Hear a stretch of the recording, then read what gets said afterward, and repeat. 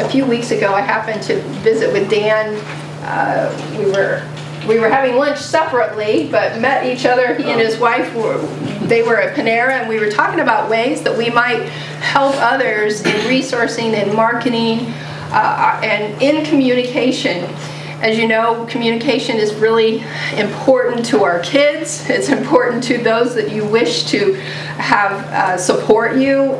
And so I'm very pleased to have Dan here this morning, and he's going to do a PowerPoint presentation. I am Director of Communication. I know many of you have written stories about some of you, but today I just want to share my viewpoint with communication and its importance. I look at it just this past weekend. We had the confirmation rally at Noblesville. First United Methodist Church, and now we're looking for a bigger venue. We keep running out of venues. 4 years ago, when we had the first confirmation rally across the state, we had about 200, 250. The next year, we had around 300. This year, we had over 600 and 100 walk-ons, so that we were ready for them. I guess they were sharing their lunch together. But that's communication, is keying in, and communication will help whatever you do grow. And then you're created with other problems. You know, it's not if anybody will show up, it's how many will show up. And that's a good thing too, that we can share in ministry. Literally going around the room, we will, as United Methodists, be in contact with hundreds of children and ministering to them through your programs this year.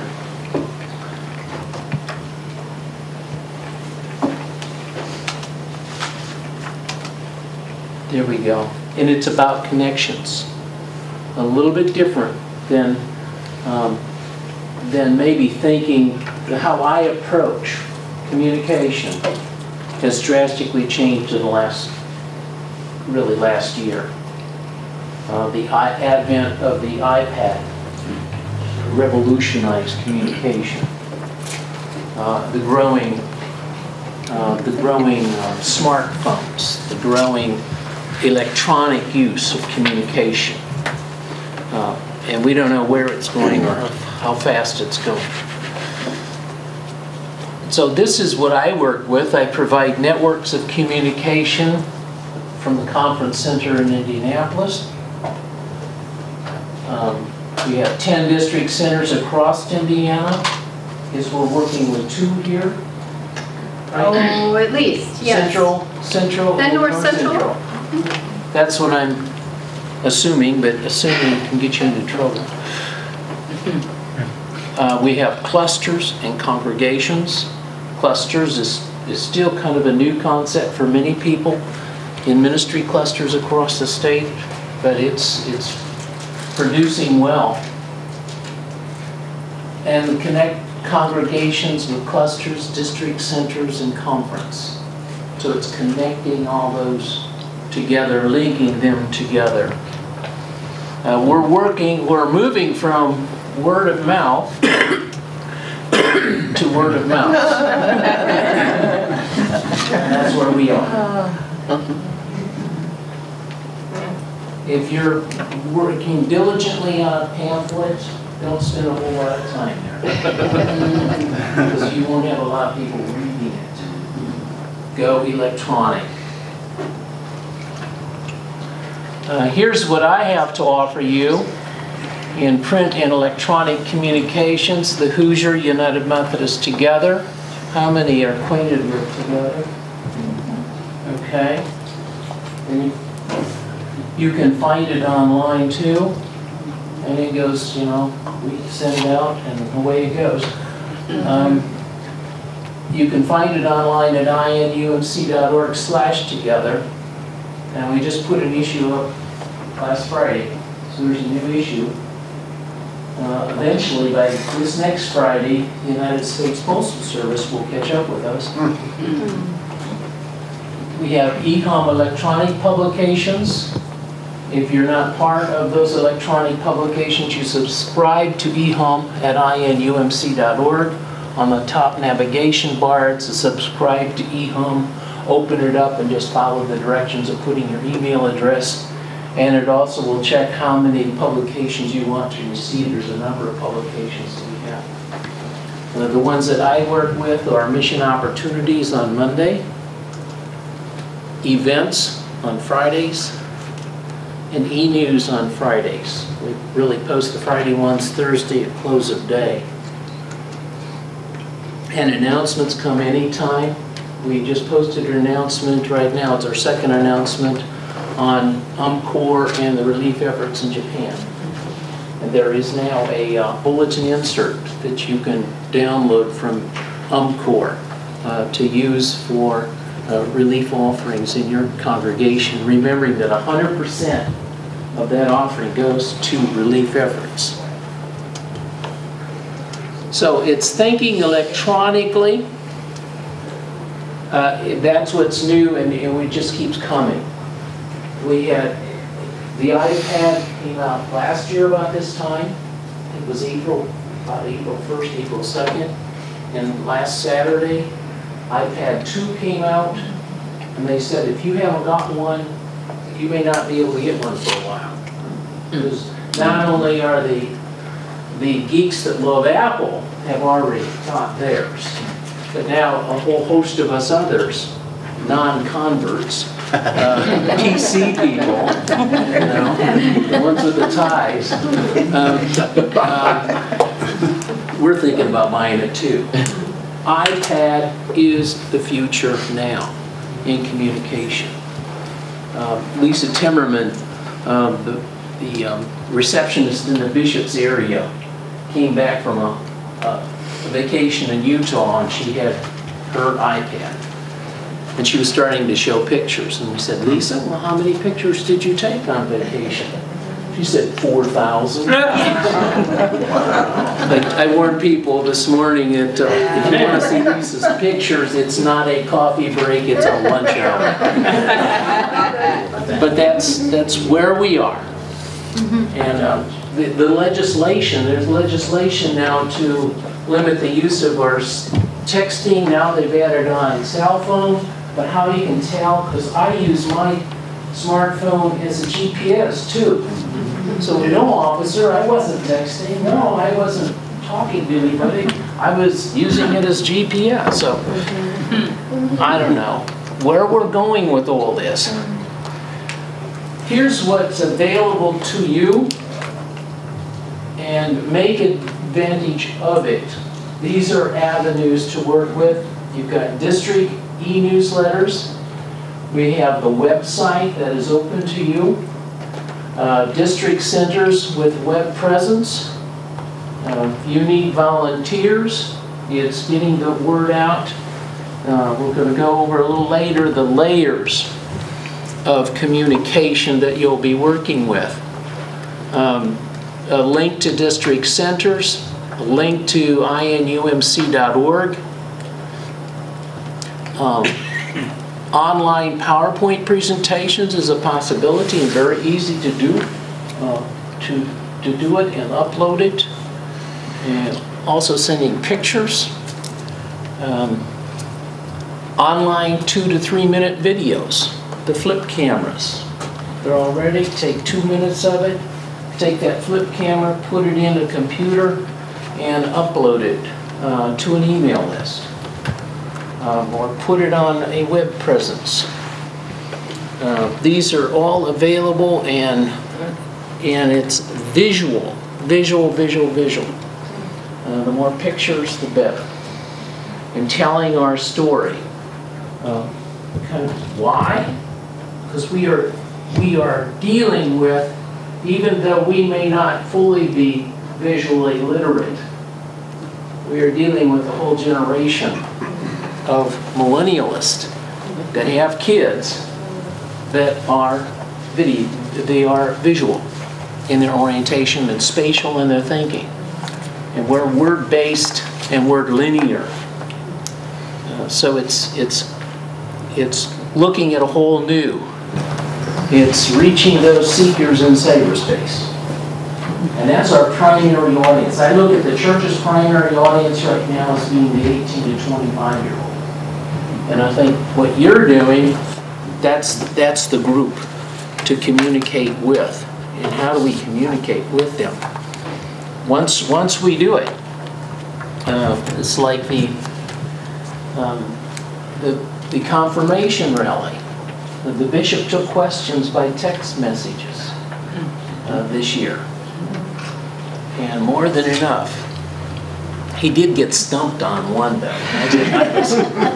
It was an easy one. And every pastor should know it. But it was, Bishop, what are the 10 Commandments? Oh. Can you name the 10 Commandments? Reginald? Yeah, okay. He soft pedaled through that one. I knew it did. I told him at Barnes on Sunday, I said, Bishop, Jesus said there's only 2. Love That's God, right. love your neighbor. That's right. That takes care of them all. This is the Indiana Conference website. I don't know if you're familiar with it. But if you're not, this is a tool that you may use. And we've got different levels of it. This is something we just started. It's called a carousel.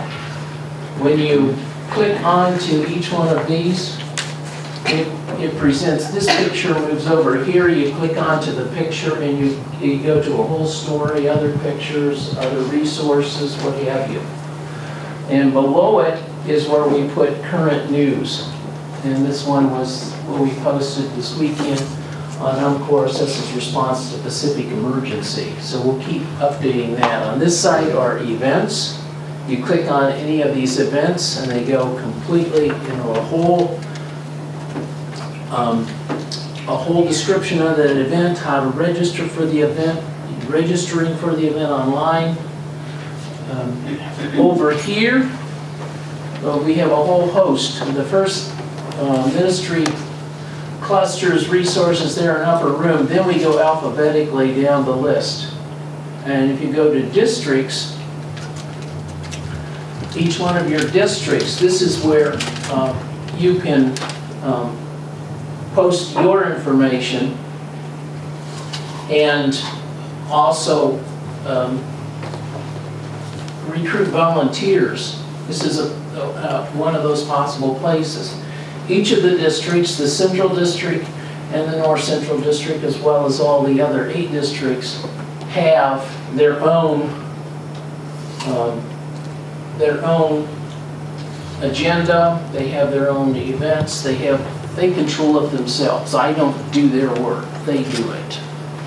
But this is a way that we can link into what the districts are, because district people go to the districts to look for communication. Again, electronic. inumc.org is the conference website. We do not have a Facebook or a Twitter account, but there are plenty of pastors and lay people out there on Facebook, and Twitter is sending those messages out. If you Twitter, you could, and I'm like, how do I use Twitter? You could, at the beginning of the day, just Twitter, please pray for our group as we begin today. Or pray for the children. Or just one sentence, things that go out. There are an enormous amount of people on your list will be part of that. Facebook, you can link pictures. You can link other parts of the web. If your church has a website, now's the time to take it seriously and drive people to the web. Put pictures on the web.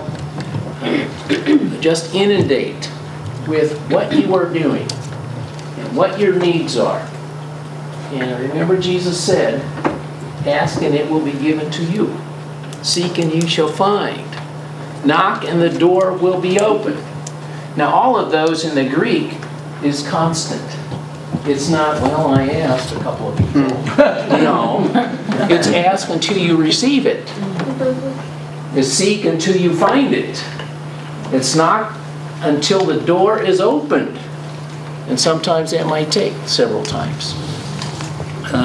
But don't forget these as major resources of communication today. And if you're not used to them and feel uncomfortable with them, you grab a 16-year-old and they'll teach you. Just like this one mom and her adolescent children sitting in pew one day, and she was just on her daughter. You know, she's always texting, and now she's sitting in the pew. And lo and behold, in the worship service, it's just about to start, and her daughter's texting. And she said, "Mom," and she hands her smartphone over to her mom. Her mom picks it up and says, "We need one acolyte." That's the way the kids talk. That's how they communicate. So take it and incorporate it. Don't fight it. Incorporate it into what you're doing, and it will have benefits for you. Would you stop texting anymore? I'm talking to an associate pastor. Okay. Yeah. It's welcoming, and that's what we are. Welcoming. We have so many children coming to us we may have not known before. And that is a portal to their whole family. We may be for them. During that time, you are running your program of the means of salvation to a whole family. So it's a time to welcome. You're invited. Intentional outline invitations.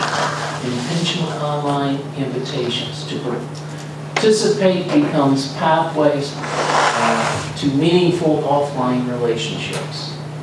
So you can start to build those relationships online and then continue building those relationships face to face. They go together.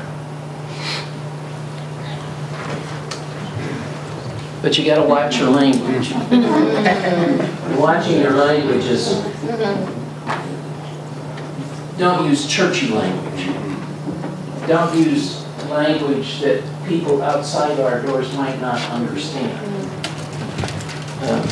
Use the common language of society. Familiar is a comforting word. Together is an empowering word. Meaningful is a purposeful word. Choose your words well. Choose your words tersely. Don't go on a whole, whole page.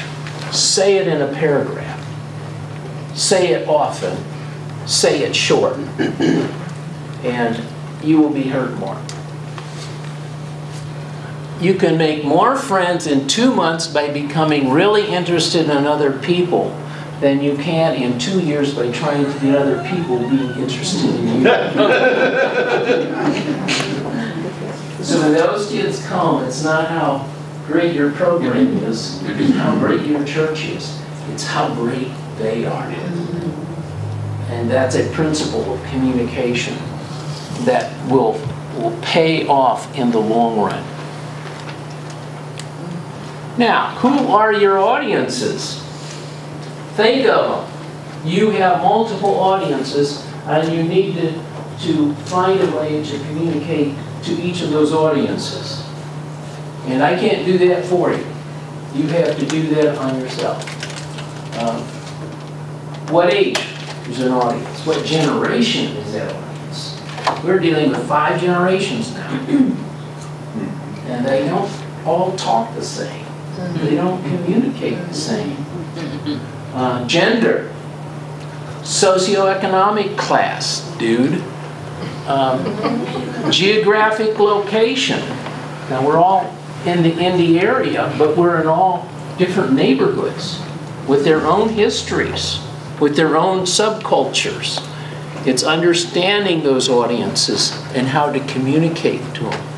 How do you communicate to your church, and how do you communicate to people beyond your church?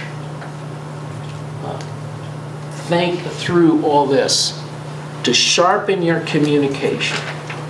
It takes me longer to write a paragraph than 3 paragraphs. Yes. It takes longer to write 1 paragraph than 3 paragraphs. But we are living in a 1 paragraph age.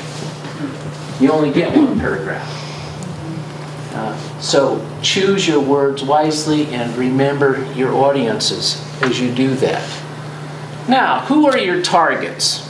That's very important in communicating and even marketing. Who are your audiences? When I thought about this group, I said, well, primary targets for this group are probably your volunteers and church audiences. That's your primary. That's where you're going to get the assistance you need, the money you need, and those immediate needs to make your program possible are going to come from that primary target. And when you talk to volunteers or church audiences, begin with the word thank you, have thank you in the middle, and end with thank you. And it will pay off in the long run. You'll have some secondary audiences. These are parents, the caregivers, the volunteers. Again, these are your secondary audiences, not necessarily your primary. Your primary audience is your support group. You must communicate with them. You must communicate. If you're not communicating with them and communicating well, you're going to run into problems. That secondary target of parents and caregivers, those are the participants that come in to the church. And then don't forget the tertiary targets in secular media. The secular media is there, but it must be unique. And every one of you are running a program, so you can call up and say, I'm running a program for children. So there's probably 1,000 programs for children running. What's unique about your program? Now you're doing theater. Mm-hmm. Yes. Right. Yes. Now that starts to narrow unique. Yes. But now you have to go farther. What's unique about your unique program? Yes. Right. To get it narrowed down to 1 or 2, and then you've got the possibility of secondary media. Right. Where it reaches a broader, I mean tertiary more media people. or secular media coming in. Yes. I love it. If you're doing something Sunday afternoon, WTHR has a full raft of people and no meetings to go to. You've got a high possibility, but you've got to pitch it. You've got to think it through. What is truly unique about being in this program? And what is visual? Remember, you're not bleeding and nobody's on fire, so you're down the list with TV.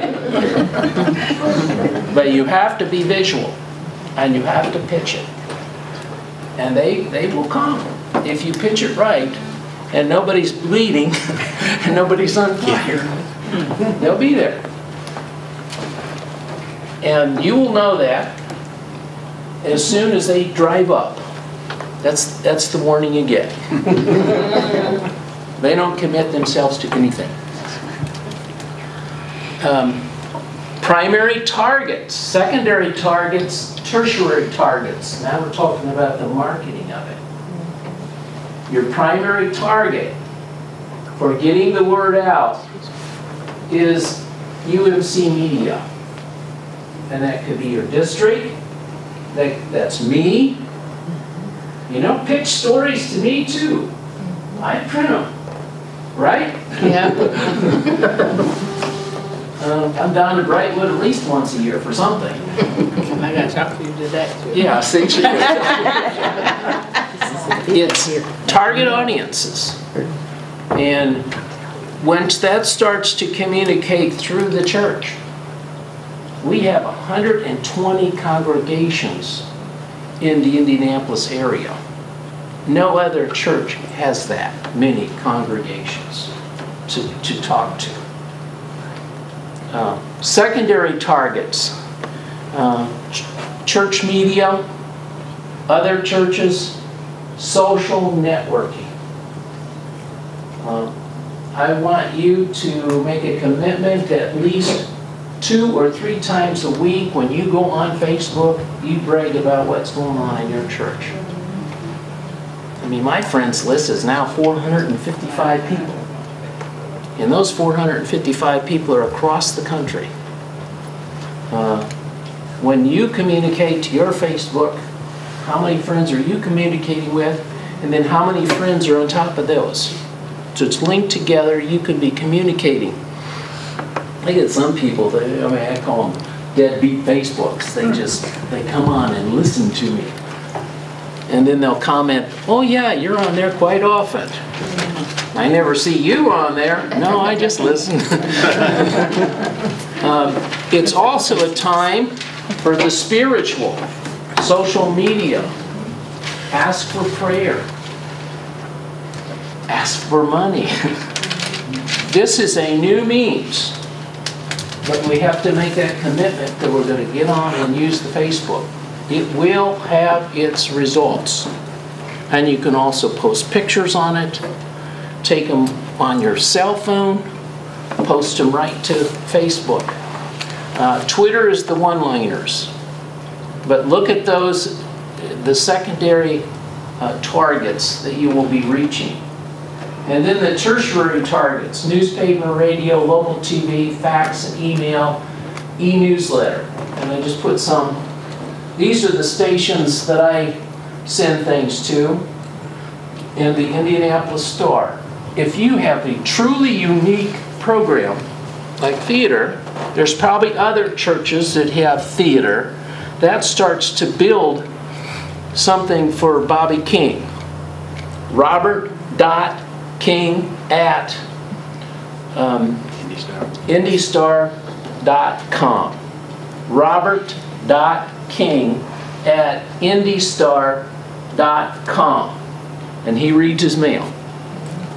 But plan an idea with him and tell him what you can do and when you're available and when your program's going to go on. So think about what's the uniqueness of your program. What's the uniqueness of your program? How does it reaching out? I've got enough in this room to do, I think, a feature with Bobby King. And I'm going to be pitching my story to him. Now these others, how do you get in contact with them? 13 is the easiest to get in contact with. You go on Channel 13 website, which is WTHR.com. They made it simple. And look for news and submission of news or under Contact Us. And there will be a little thing that comes up with a box you have to fill in. Well, I already typed mine in, and I just clipboard it and dump it into that little box with all my personal information that they want. So they also want to know I'm over 13. I don't even remember 13.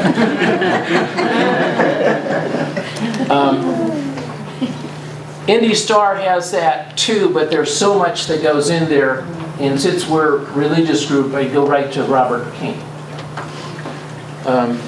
Channel 8, it's a little bit more difficult to go through.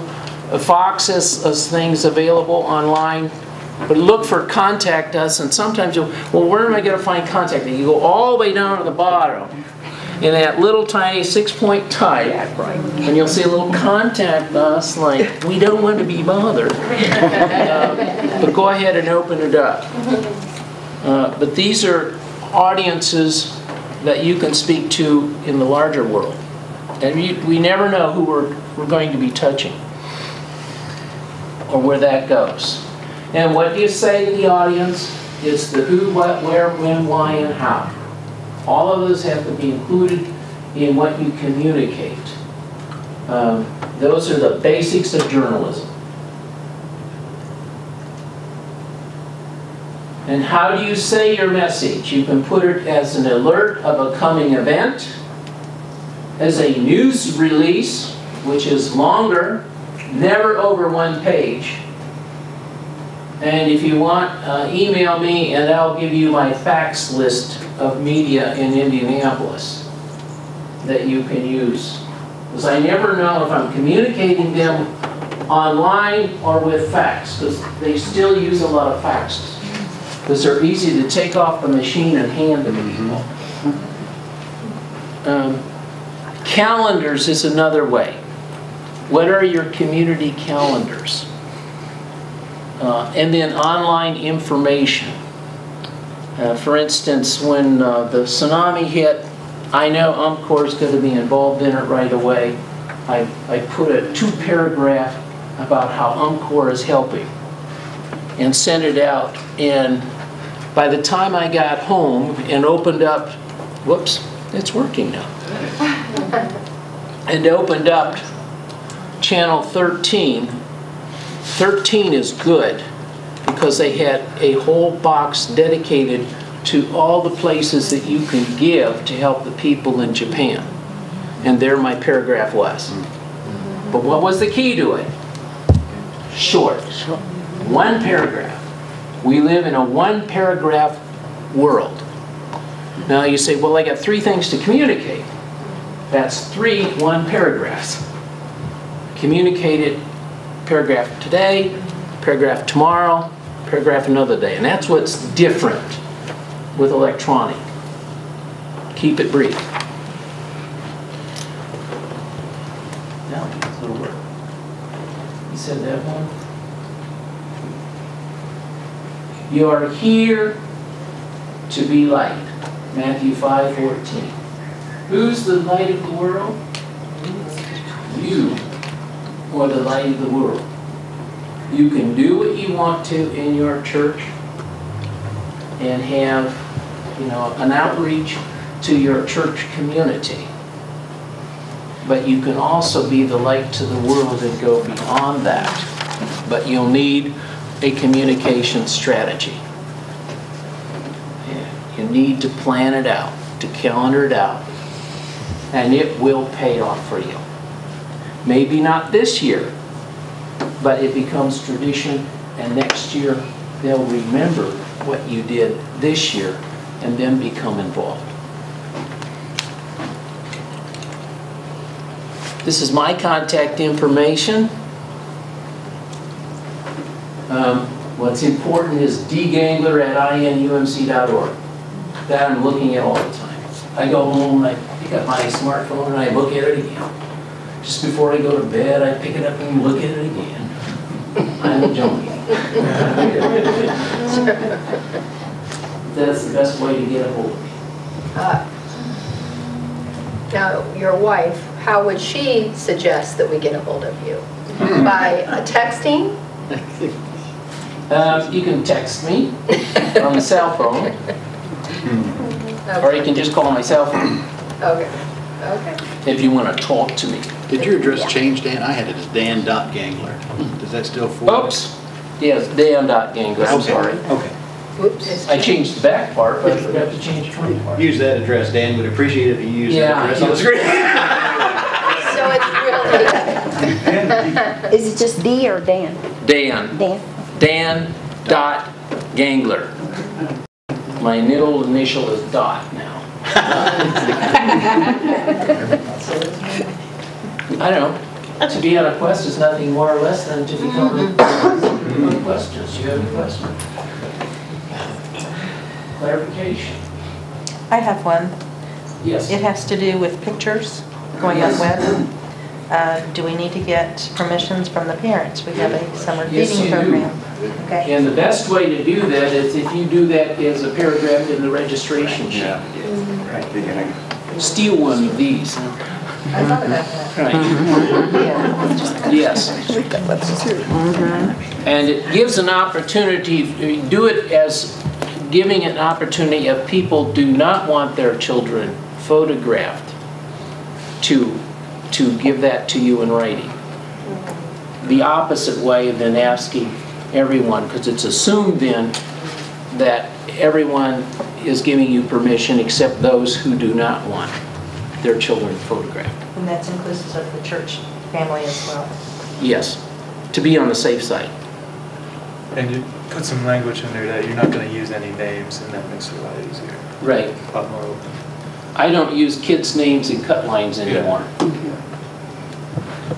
Well, if you set your program, we often set our program down inside of an existing program, and if that program has gone through that process, do we have to do it too? Anyone signing into any one of your programs, if they haven't signed something previously, like a registration, they need to somewhere along the line sign that as a registration, and that be a paragraph in your registration. Otherwise, you'll need to pass out these things, and it becomes a horrendous task. And that's why it's important on registration then that people sign their registration as well as just give you information.